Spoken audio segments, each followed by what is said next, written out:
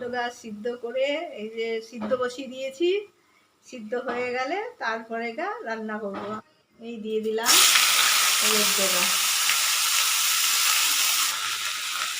হলুদ দিয়ে দিলাম, দিয়ে দিলাম সব ভালো করে বেটে নিচ্ছি। হলুদ ডোগায় দেব,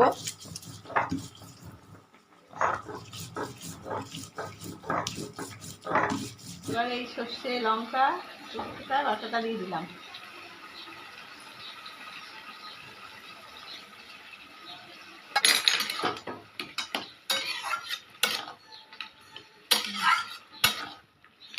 এই যে ভালো করে নেড়ে চেড়ে